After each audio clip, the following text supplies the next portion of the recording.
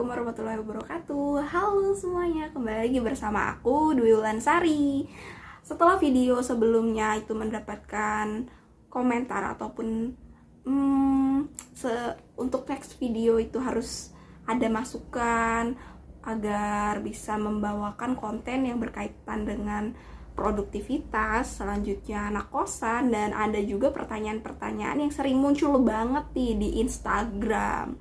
Oke, teman-teman, Wulan hari ini konten sekarang Wulan mau jawab beberapa pertanyaan dari teman-teman yang sudah baik di kolom komentar ataupun di Instagram. Sebelumnya Wulan mau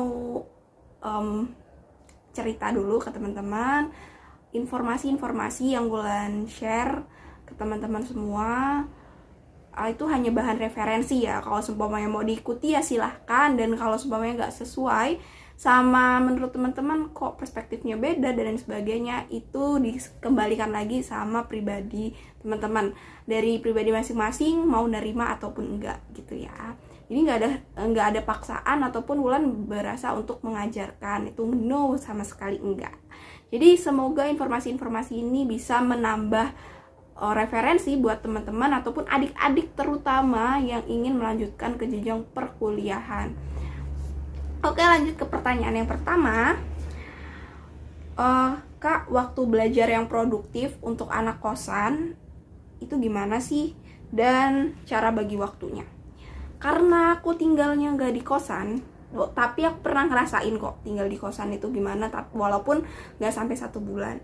Harus ada kegiatan selingan agar nggak bosen gitu ya, terutama buat teman-teman yang memang hobinya itu berkegiatan di luar, otomatis kan akan cenderung bosen di kosan terus kayak gitu.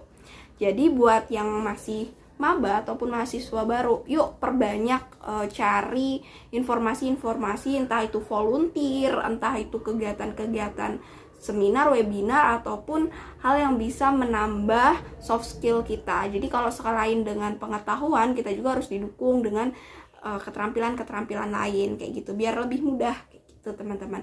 Jadi cara produktifnya kalian harus punya, bisa jadi catatan kecil gitu di buku ataupun biasanya ditempel di dinding agar lebih terarah dan lebih terstruktur lagi untuk kegiatan-kegiatannya.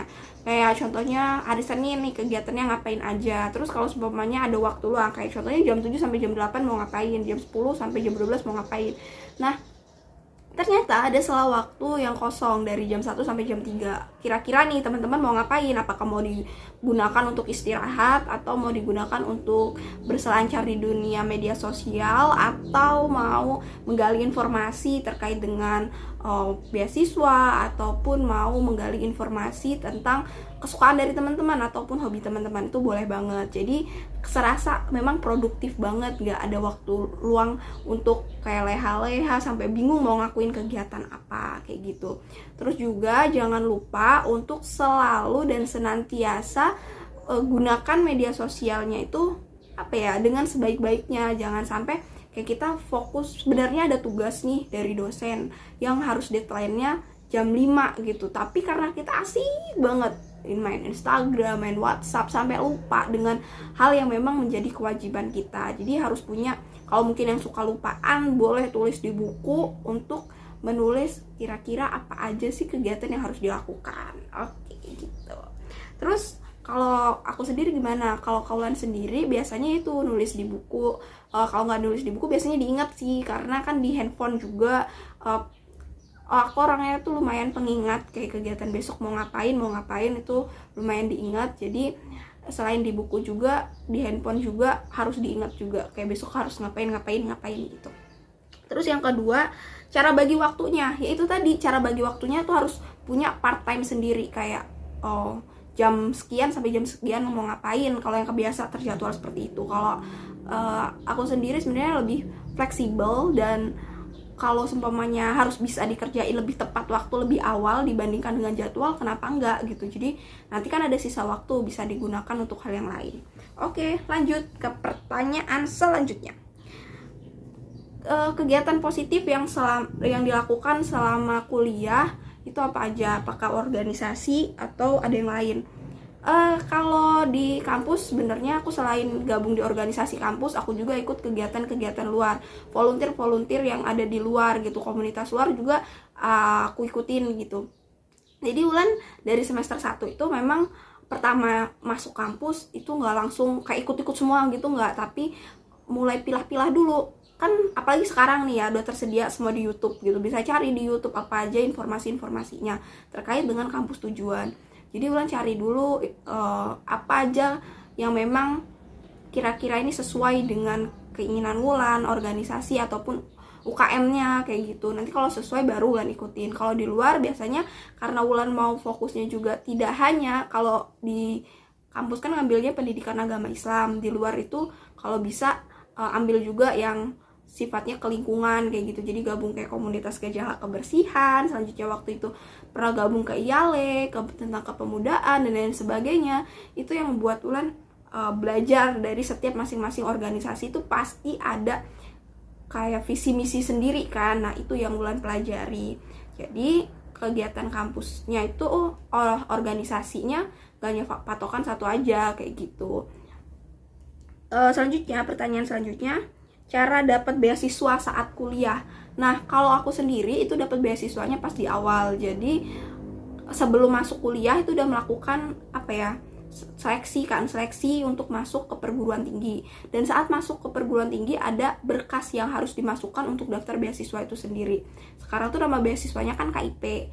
Nah, kalau waktu itu bidik misi. Jadi saat itu Wulan masukin kayak nilai rapor, terus juga sertifikat, penghasilan orang tua dan lain sebagainya. Nah, tapi tenang nih buat teman-teman yang udah telat buat daftar beasiswa. Karena di kampus juga ada beasiswanya. Otomatis ada, tinggal gimana caranya kita itu lebih niat untuk nyari dan lebih niat juga untuk follow akun Instagram yang ada di kampus. Contohnya akun official yang ada di kampus itu sendiri. Contohnya kalau kalian kuliah di Unila ya follow Unila, Undip ya follow Undip, UI ya follow UI, atau UIN Raden Intan Lampung follow Winril, atau UIN Sukai, seperti itu. Dimana kampus teman-teman berkuliah ya silahkan di follow kayak gitu. Selanjutnya juga ikutin beasiswa ataupun akun official yang mengatasnamakan kayak beasiswa. Kalau Wulan itu ada beasiswa S1, S2, selanjutnya kalau volunteer Wulan follow IDN volunteer, dan macam-macam sumber beasiswa yang bisa tiap tahunnya tuh pasti memberikan beasiswa. Itu Wulan follow. Tujuannya apa? Biar kita juga tahu gitu, kalau seumpamanya nanti ada pembukaan beasiswa, kita bisa tahu apa aja nih persyaratannya. Jadi kita nggak telat banget kayak gitu, orang ngasih tahu baru kayak kita ada beasiswa kayak gitu ya. Terus juga teman-teman juga mulai cari relasi kayak yang di organisasi, terus juga cari relasi yang beasiswa. Contohnya mungkin ada BU, beasiswa unggulan, ada temennya yang udah dapat di universitas lain. Mulai cari temen ataupun relasi yang udah pernah dapetin beasiswa, biar kita juga tuh paham kayak gitu. Pertanyaan terakhir, apakah IPK besar itu didapat dengan mudah? Pertanyaan ini sulit-sulit gampang karena beda orang beda juga perspektif ya kayak gitu. IPK besar itu bukan juga orang beranggapan IPK besar mah mudah didapetin. Terus juga kalau kayak pingin jitak gitu, karena semudah-mudahnya jurusan yang kita ambil, kayak mungkin perspektifnya orang ya iyalah ngambil jurusan ini jurusan itu kan IPK-nya bisa gede, iyalah karena aku ngambilnya ini gitu. Jangan pernah suka mencari celah gitu loh untuk ngebela ataupun kayak ya iyalah gitu. Tapi IPK besar itu diterima didapat dari orang masing-masing gitu. Kalau umpamanya orangnya mau kuliah di tempat kampusnya yang super susah, tapi kalau dia mau dengan semangat, buktinya banyak juga kan yang dapetin IPK 4, terus IPK 3,9 dan 3,9 ke atas kayak gitu. Banyak kok buktinya kayak gitu. Jadi IPK ini tergantung dengan pribadi masing-masing, dengan kitanya. Kalau kita niat, kitanya niatin ikhlas, terus selalu minta ridhonya sama orang tua, minta ridho Allah. Selanjutnya juga selalu tawadu ke guru kita, ke dosen-dosen kita, insya Allah akan dipermudah gitu. Dan jangan lupa juga aktif kayak gitu. Kalau di kampus tuh kalau kita diam-diam aja gimana dosen mau nginget kayak gitu.